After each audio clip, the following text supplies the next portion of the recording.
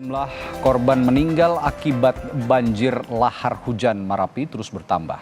Tak hanya itu, pencarian korban juga masih terus dilakukan. Lalu bagaimana kondisi terakhir di sejumlah wilayah Sumatera Barat yang diterjang banjir lahar hujan? Dan bagaimana pula kondisi warga yang mengungsi?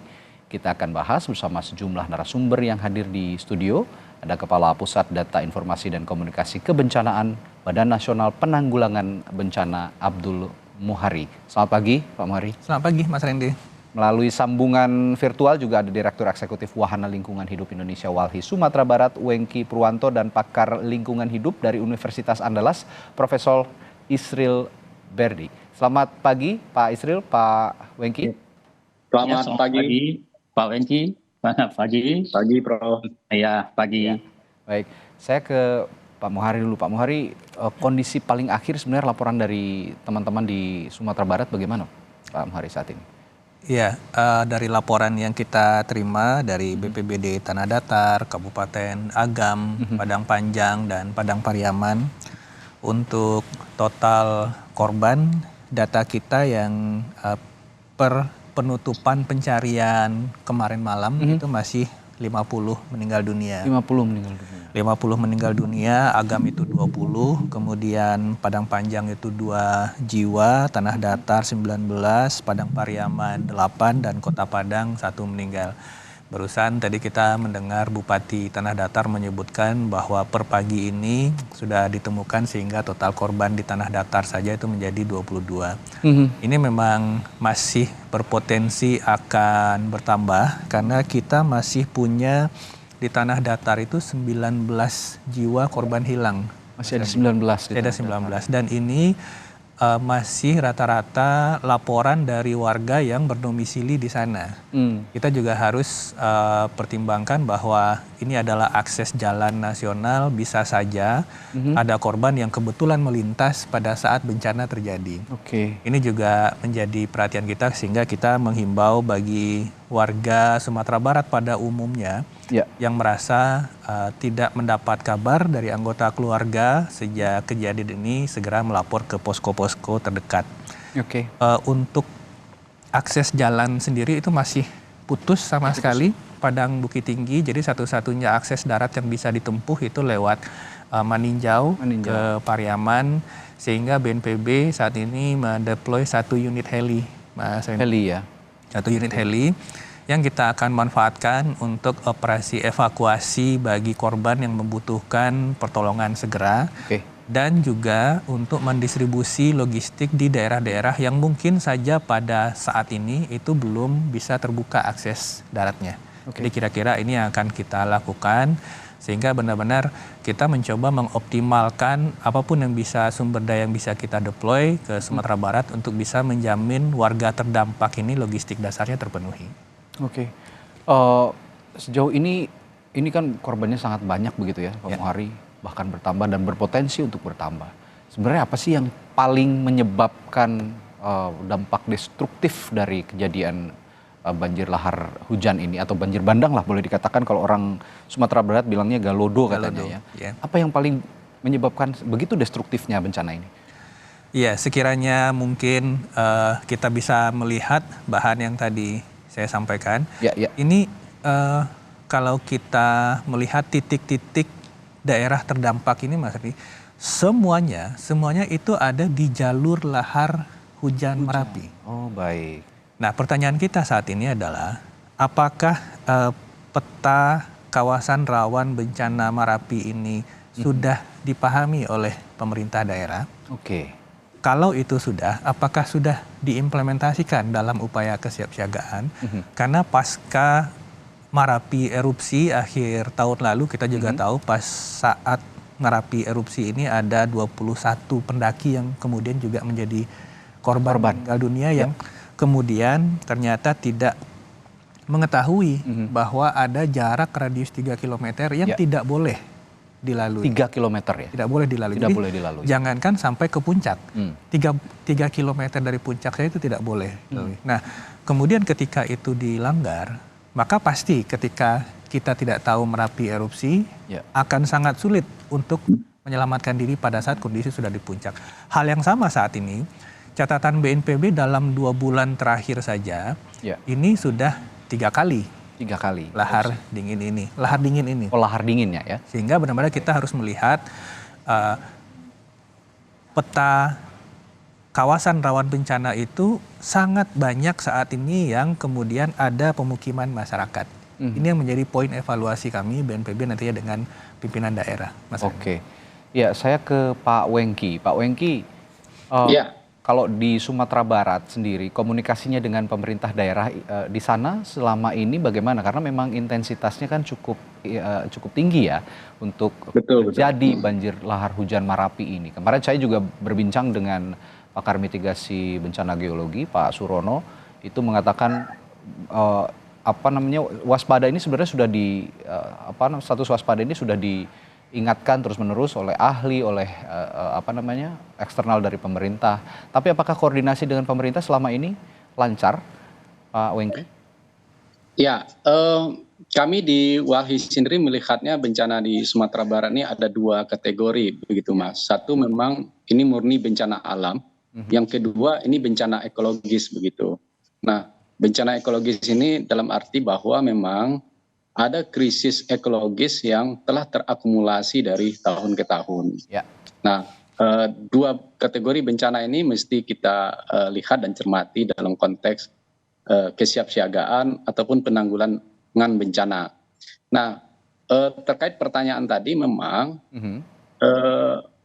menurut kami di Walhi ini memang kita masih gagap di Sumatera Barat dalam urusan penyelenggaraan kebencanaan gitu. Ya. Nah, selama ini energi kita di Sumatera Barat untuk urusan penanggulangan bencana lebih diutamakan pada menghadapi ancaman bencana gempa dan tsunami. Tapi untuk bencana alam lainnya seperti Merapi, termasuk bencana ekologis, ini seperti tidak terperhatikan dengan baik oleh pemerintah dan stakeholder terkait lainnya. Nah, seperti yang disinggung oleh BNPB tadi, bahkan BMKG sebenarnya ini kan sudah sering mengingatkan sejak awal. Ya. Ada peringatan dini dan analisisnya potensi bencana akan terjadi di sejumlah daerah di Sumatera Barat. Dan alam sebenarnya kan ini juga sudah kasih peringatan sejak awal gitu ya, mulai dari banjir lahar yang skala kecil, sedang, dan akhirnya saat ini kemudian membesar. Nah, memang kita tidak siap dan tidak siaga dalam menghadapi kemungkinan bencana lahar di Salingka Marapi ini. Nah, tentu saya sepakat tadi bahwa memang setelah masa tanggap darurat ini perlu kiranya kita bersama di Sumatera Barat melakukan evaluasi secara menyeluruh tentang sistem penanggulangan bencana di Sumatera Barat. Nah, yang kedua memang khusus untuk daerah Silayang itu, ini semestinya tidak terjadi korban jiwa gitu. Ini murni bencana ekologis karena memang sejak tahun 2022 analisis bencana ini sudah banyak para pakar dan para pihak termasuk Walhi mengingatkan pemerintah begitu. Di situ bahkan tahun 2023 itu sudah ada rekomendasi sebenarnya secara resmi agar bangunan-bangunan dan kegiatan-kegiatan di situ dihentikan dan segera dibongkar. Karena memang ini sudah dianalisis akan terjadi potensi risiko bencana yang cukup besar di kawasan tersebut, baik karena memang daerah itu rentan secara bencana, pembangunan dan investasi di situ juga melanggar tata ruang dan tidak memiliki analisis risiko bencana begitu Mas. Kita sekarang lihat dari sisi perubahan iklim begitu. Apakah mungkin bencana yang terjadi saat ini di Sumatera Barat juga dipicu oleh perubahan iklim yang semakin meningkat dan sebenarnya ini meningkatkan warga sebenarnya untuk peduli terhadap lingkungan, Pak Wengki? Ya benar. Nah ini yang perlu kita pahami bersama. Maka tadi kami menyebut bahwa ini tidak hanya bencana alam ya, tapi bencana ekologis gitu. Nah untuk itu perlu memang kita memahami bersama ancaman bencana itu akan semakin meningkat karena perubahan iklim, alih fungsi lahan dan kerusakan lingkungan, termasuk pembangunan atau investasi yang mengabaikan kajian lingkungan hidup strategis dan aspek risiko bencana. termasuk ini juga menurunnya kualitas daerah aliran sungai kita gitu. Oke, baik. Saya ke eh, pakar lingkungan hidup ini, Profesor Isril. Prof, saya kemarin berbincang dengan Pak Surono ya dari sebagai pakar mitigasi bencana geologi. Beliau memberikan analogi yang cukup menarik begitu. Ketika ada normalisasi sungai, istilah normalisasi sungai, tapi yang tidak normal sendiri sebenarnya bukan sungainya, katanya begitu, tapi manusianya. Nah, perubahan perilaku manusia terhadap lingkungan hidup ini yang harus diperhatikan. Sejauh ini apakah analogi itu tepat disandingkan dengan bencana yang terjadi di Sumatera Barat? Iya, Mas Radi. Saya kira Pak Surono terlalu ekstrim mengeluarkan pendapat itu. Saya ikuti juga di TV. Oke. Namun Pak Mas Radi ya, kita harus ingat ya, Sumatera Barat itu memang sangat fenomenal daerahnya. Mungkin tidak banyak yang tahu bahwa kita di Sumatera Barat iklim itu tidak ada musim kemarau, musim panas, tidak jelas ya. Pak Wengki ya, tidak jelas perbedaannya. Di waktu panas ada hujan, di waktu hujan ada panas. Jadi dengan demikian ketegasan musim di Sumatera Barat itu tidak bisa diperhatikan. Sehingga masyarakat juga begitu. Dia di musim kemarau ya tetap juga ada kegiatan, di musim hujan tetap juga ada kegiatan, karena tidak ada perbedaan antara musim hujan dan musim kemarau. Ya, jadi lain dengan Pulau Jawa, Mas Radi. Pulau Jawa tegas sekali, musim kemarau ya panas ya, sekarang panas tuh. Kemudian kalau musim hujan ya hujan. Kalau Sumatera Barat enggak. Dan satu hal lagi yang harus kita pahami tentang Sumatera Barat. Jadi jangan disalahkan ya, jangan disalahkan Sumatera Barat, jangan disalahkan orang-orang Sumatera Barat. Sumatera Barat menghadap ke pantai barat ya, menghadap laut ya. Kemudian di punggung di belakangnya timur itu Bukit Barisan yang menjajar tinggi. Nah, dia dilalui oleh Katulistiwa. Ini anehnya, fenomenal sekali Sumatera Barat ini. Jadi kita tidak bisa menduga, kalau Pak Engki katakan tadi kita konsentrasi terhadap gempa, tapi sebenarnya di Sumatera Barat tidak gempa itu saja. Kita sudah merupakan etalase bencana alam. Ya, gempa tektonik ada, gempa vulkanik ada, banjir, longsor, patah semangka juga lewat Sumatera Barat. Kemudian banyak gunung berapi. Sumatera Barat banyak sekali gunung berapi dan dibelah oleh Bukit Barisan. Di Bukit Barisan itu banyak hulu-hulu sungai yang mengalir ke pantai barat dan mengalir ke Riau dan mengalir ke Jambi. Jadi hal begini, fenomena seperti ini, kondisi Sumatera Barat, kita juga tidak bisa salahkan masyarakat. Masyarakat tinggal di pinggir di kaki bukit Gunung Merapi itu sudah membudaya sejak dulu. Orang Sumatera Barat, orang Minang sudah arif dengan masalah gempa atau masalah bencana. Coba lihat rumah adat bergonjong yang besar itu, kaki tonggaknya, tiangnya itu tidak pernah menancap ke tanah, tapi di atas batu besar. Ya Mas Engki ya, di atas batu besar. Itu apa artinya? Ketika ada getaran, amplitudo, goyang bumi, rumah adat itu tidak roboh. Jadi sebenarnya masyarakat Minangkabau bahwa etnologisnya, etnosainsnya sudah sangat luar biasa saya lihat. Cuma kondisi Sumatera Barat itu seperti itu. Jadi kemarin itu, itu ekstrim. Dan banjir bandang kemarin atau gelodo kemarin itu syukur malam hari ya, masih dikatakan syukur juga, mohon maaf ya. Malam hari. Kalau siang hari, betapa anak-anak sedang menemani di Lembah Hanai, ratusan ya mungkin ribuan itu anak-anak. Banyak permandian anak-anak di sana, playground children di Lembah Hanai itu.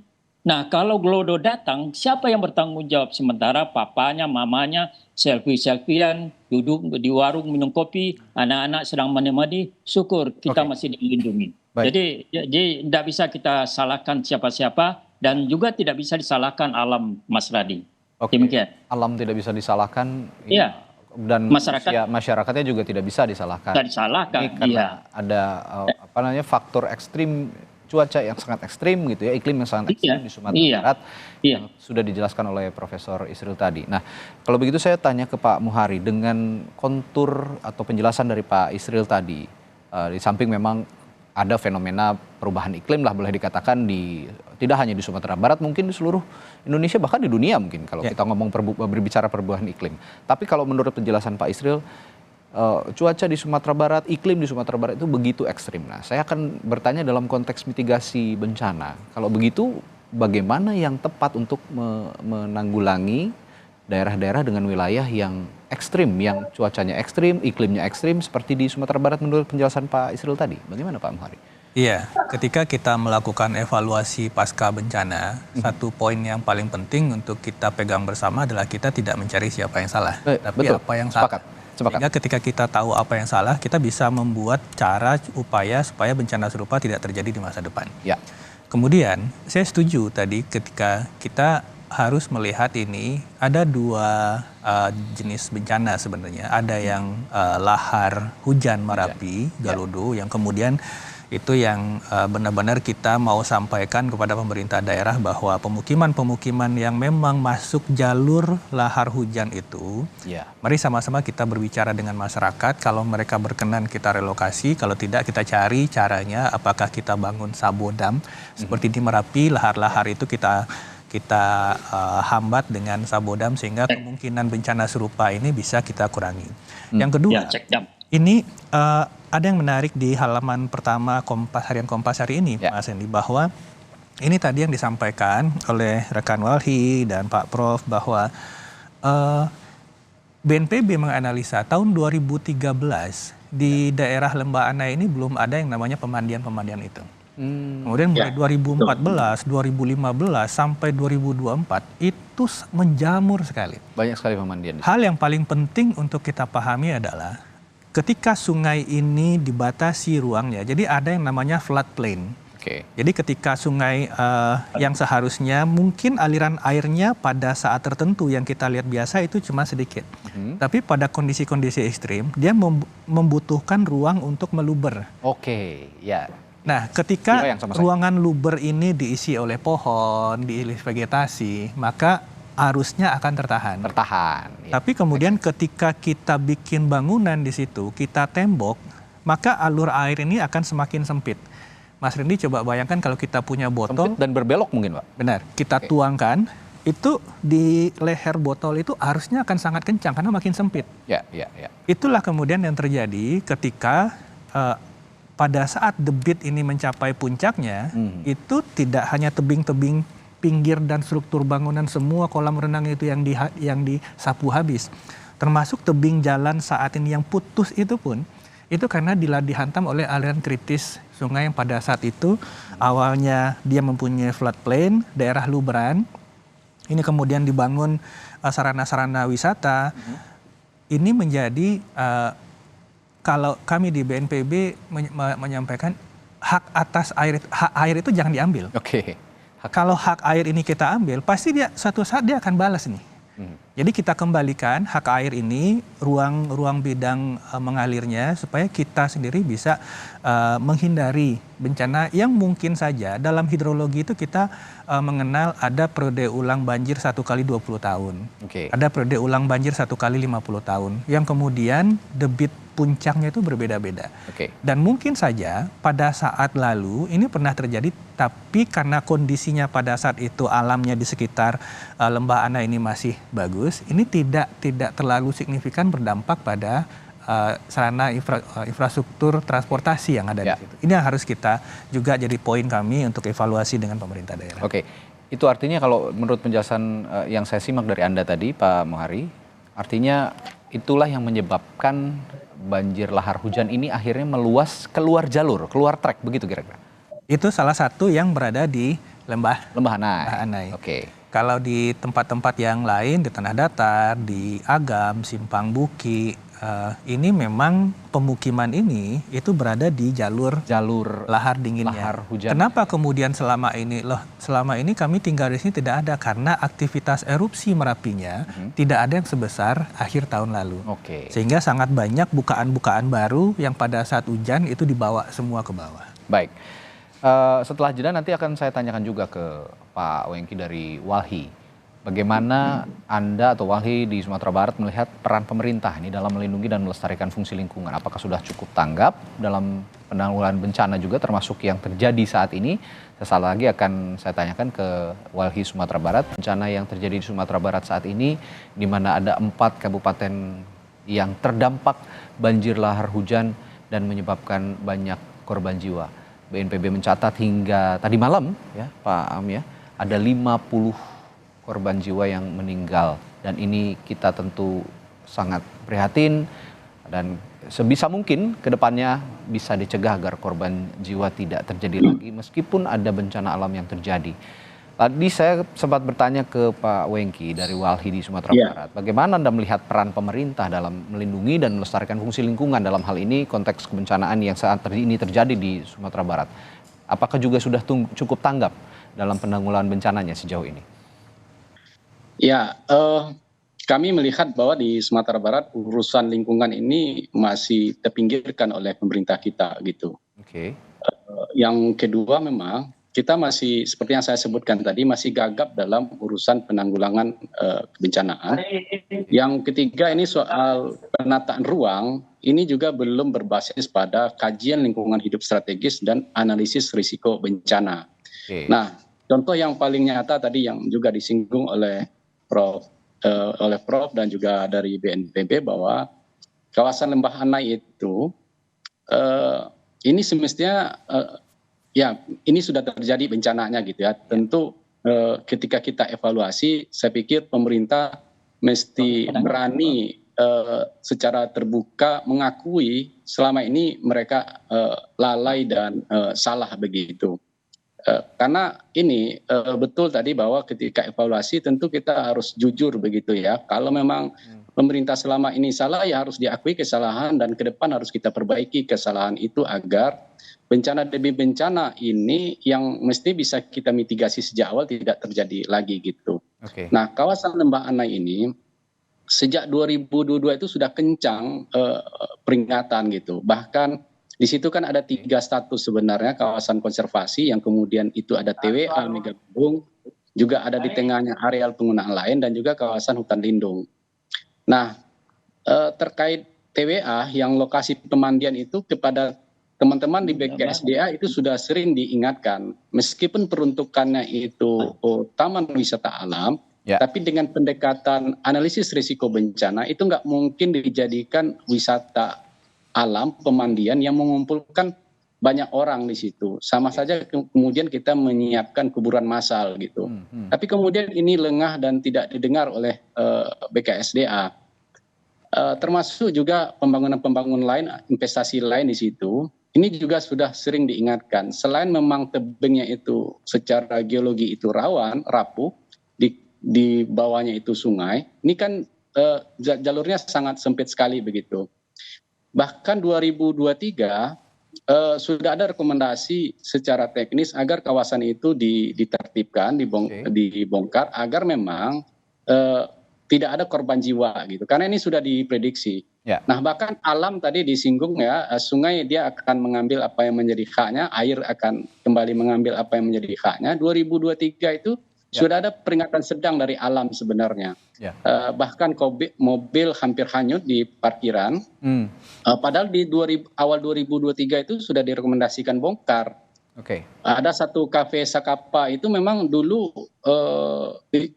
sudah direkomendasikan bongkar, akhirnya alam yang kemudian membongkarnya gitu. Dan memang menurut kami baik BKSDA, Gubernur Sumatera Barat dan juga Bupati Tanah Datar, kita harus jujur bahwa memang ada kelalaian kita selama ini, maka ke depan pemanfaatan ruang kita harus berbasis kajian lingkungan hidup strategis dan juga berbasis kepada analisis risiko bencana gitu. Baik. Nah, investasi ini tentu kalau tidak diiringi dengan kajian lingkungan hidup dan juga tidak berbasis risiko bencana, tentu kerugian yang kita terima jauh lebih besar dibandingkan manfaat yang diterima baik oleh pemerintah maupun oleh masyarakat sendiri. Nah, pembangunan ini kemudian juga lemah edukasi kebencanaan berbasis bencana ekologis ini yang kami sebut tadi kepada publik gitu. Karena memang pemerintah sendiri secara aktif berkontribusi untuk itu.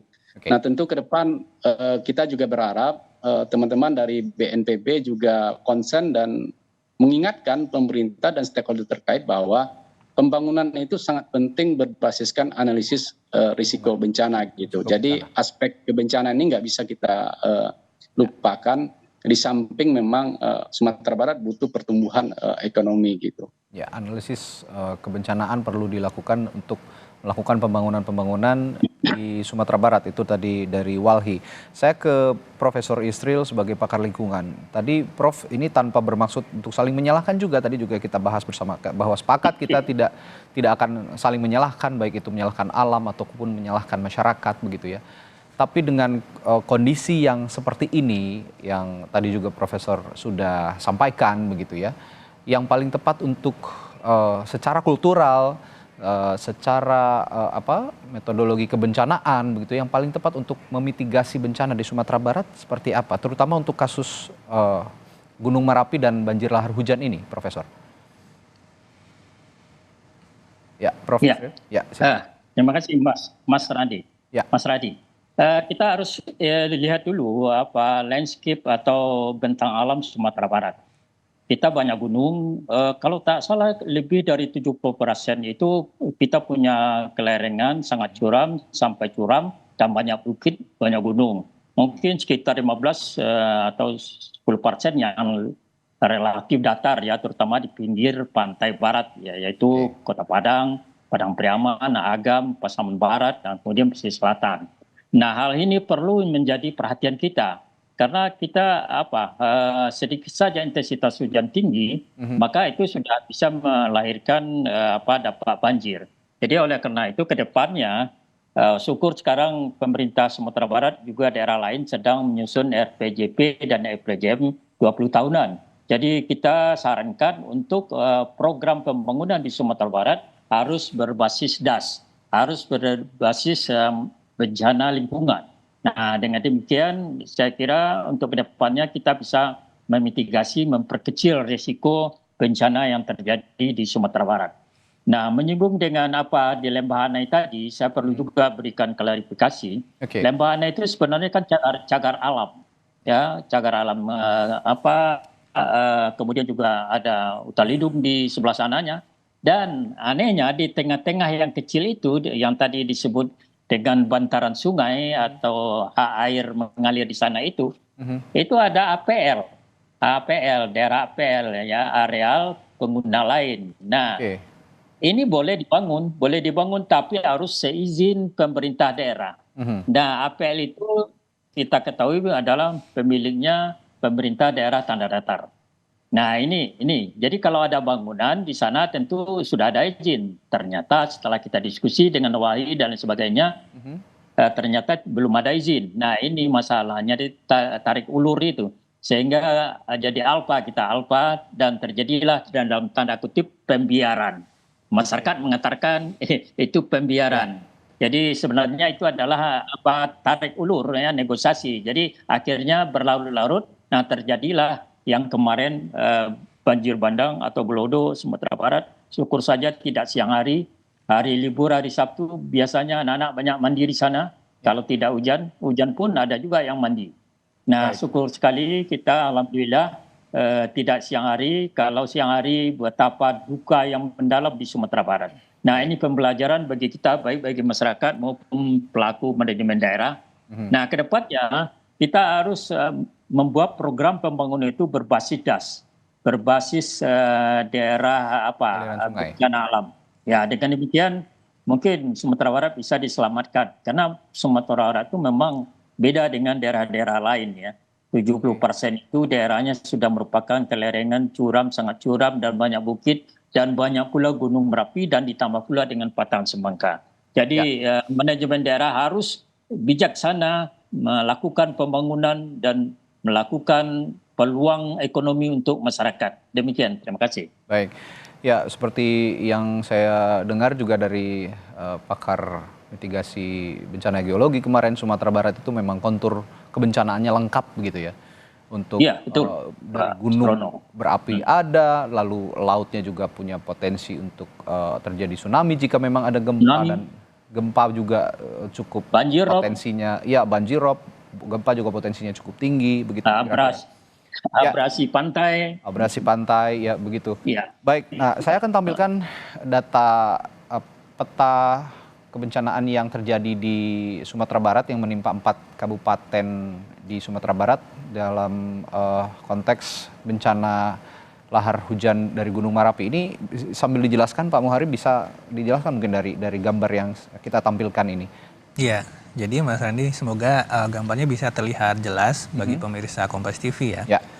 Bahwa itu daerah pertama yang merah itu adalah daerah yang sama sekali tidak boleh ada kegiatan. Itu daerah puncak. Kemudian yang merah muda itu juga yang berpotensi masih terjangkau oleh lontaran batu pijar, lahar. Nah kemudian yang hijau-hijau terang itu adalah daerah limpasan lahar hujan. Nah sekarang semua titik-titik yang terdampak bencana lahar hujan kemarin itu sudah kita petakan dengan balon-balon biru itu Mas Randy. Itu bisa kita lihat semuanya, semua titik daerah terdampak itu semuanya berada pada daerah alur lahar hujan. Ini yang tadi di awal sekali saya menyampaikan bahwa apakah pemerintah daerah aware dengan ini, apakah tahu dengan peta kawasan rawan bencana yang diterbitkan oleh Badan Geologi ini. Kalau mengerti atau kalau tahu sampai seberapa jauh implementasinya. Memang pasti akan ada kendala karena sudah ada pemukiman di situ. Ini yang kemudian akan menjadi salah satu poin penting untuk diskusi kita. Kepala BNPB sedang di lokasi bahwa kalau kondisinya seperti ini Mas Andi, kita tidak akan bisa menghindari masyarakat untuk kalau terjadi lagi bencana serupa. Dan itu pasti akan terjadi. Hujan akan masih terus terjadi. Kata Prof tadi bahwa Sumatera Barat ini nggak ada musim hujan, nggak ada musim panas. Sepanjang tahun itu akan hujan. Maka potensi akan terulang lagi lahar hujan ini sangat-sangat tinggi. Sehingga kita akan berpikir, kita akan lihat kembali untuk daerah-daerah yang saat ini sangat terdampak. Ketika kita melakukan rehabilitasi rekonstruksi, tentu saja kita tidak berpikir untuk membangun ulang kawasan pemukiman di tempat yang sama. Poinnya di situ sehingga kita bisa memastikan nanti di masa depan bahwa masyarakat yang saat ini ada di situ bisa terhindar dari bencana serupa.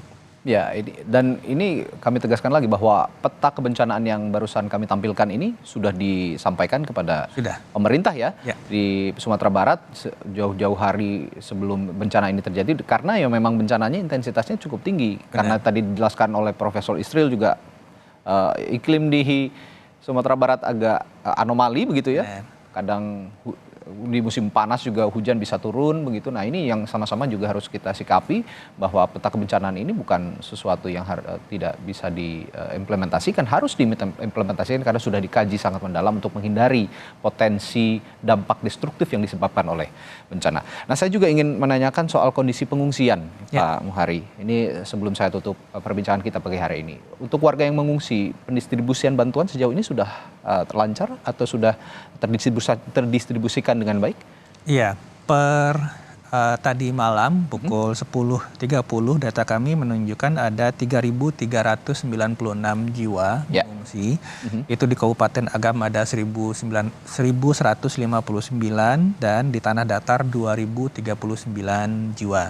Sebagian besar dari mereka ini masih memanfaatkan sekolah-sekolah dan masjid dan rumah kerabat dan saudara masing-masing. Tapi tentu saja pendataan kita lakukan berapa warga yang saat ini tidak bisa kembali ke rumah masing-masing, sehingga kalau warga yang memang rumahnya tersapu itu hitungan kami sementara ini itu ada 79 rumah Mas Randy yang benar-benar tersapu hilang. Artinya 79 kakak ini tentu tidak punya tempat untuk pulang.